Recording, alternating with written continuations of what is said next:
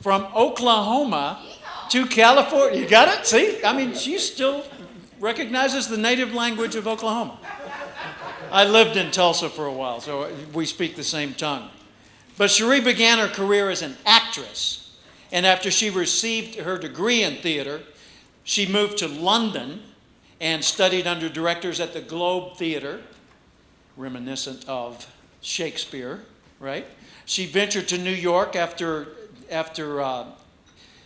living on top ramen. She says in her intro, she says, you know, when they said starving actor, I didn't think they meant it literally. But she went on to study that, to study speaking, to study business.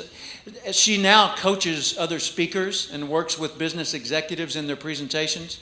And she is an active member of the organization, not only in Oklahoma, but now very active, obviously, in California as well. And she's clearly a tech whiz and is about to bless us with a presentation that contains insights into the Expert Message Group. The EMG is Expert Message Group. That is us. And ladies and gentlemen, welcome with me your spotlight speaker, Shari Alexander. Thank you, Jim. Thank you very much, everybody. There's nothing like NSA that this is my second meeting and they said, so you're going to speak, right? Yeah, I'm going to speak. Great. So today, during my spotlight session, I just want to share with you a little bit about myself and our company and what we do and getting to know you, that whole bit, okay? So a little bit about me. Even though that's not actually me, that might as well have been. I was a born performer. My nickname growing up was Shirley Temple. Curly hair, got it? Following me? Gotcha. And I started dancing at the age of 3, got on stage to be an actress at the age of 14. The agreement in our family was that I could not audition for acting until I was old enough to drive myself to the audition. I negotiated that at the age of 14, and hence the beginning of that businesswoman inside of me. As Jim mentioned, I was fortunate enough to study theater, went to the University of London for a period of time and even did a stint at the Globe Theater, had some fantastic times there. And then, of course, the natural progression for a theater actress is from London to New York. Broadway. I didn't do Broadway. I did some fringe off, Jersey, Broadway. Yeah. And while I was there, actually, it was after I was in New York for just a few months, and I saw one of my favorite shows, Chicago, on Broadway, with my roommate, and it was in the cheap seats. So cheap, there were no seats. It was standing room. And so we're in the very back, and I'm watching one of my favorite shows, and right before intermission, I have this realization come over me.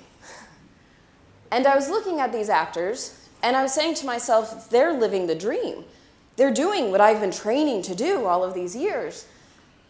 And I thought, they're saying the same lines to the same people in the same way, in the same costumes, to the same crowd almost 8 times a week.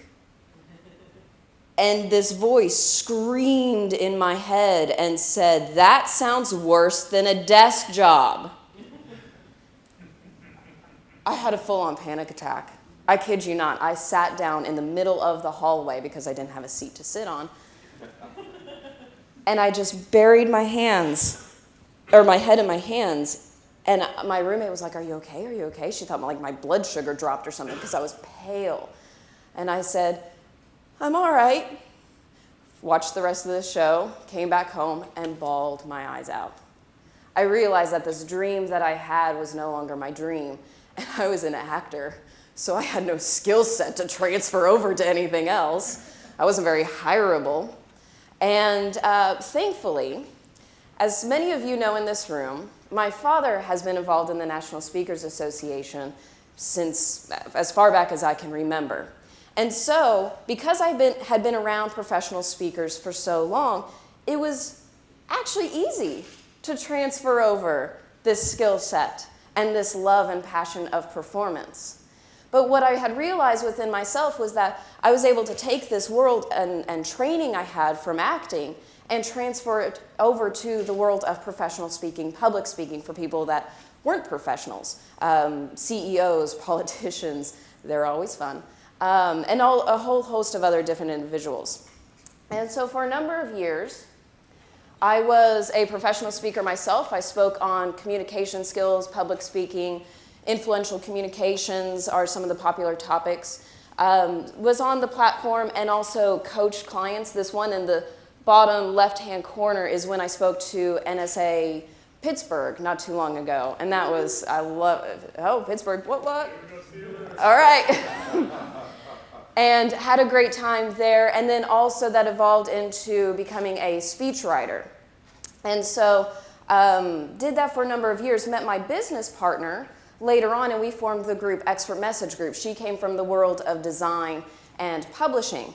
So I'm briefly going to talk about this, what we do. There we go.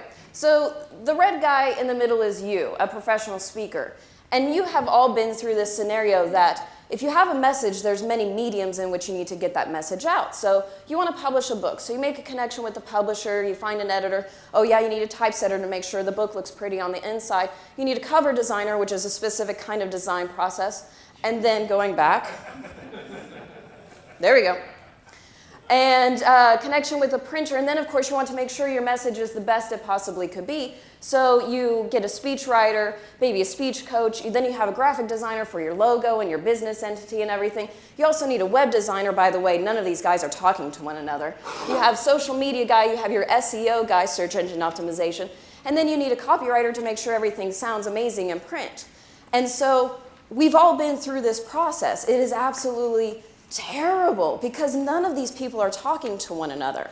And so that's actually why we formed the Expert Message Group, is because that way everything is under one roof. So that way, and one thing that we've noticed is speakers are actually the worst brand managers in the world. The book doesn't look like the logo, the website doesn't look like the business card. I'm hearing the laughter. Yes, I know you know what I'm talking about. And so that's why we created this firm, so that way everything is in one place, under one roof.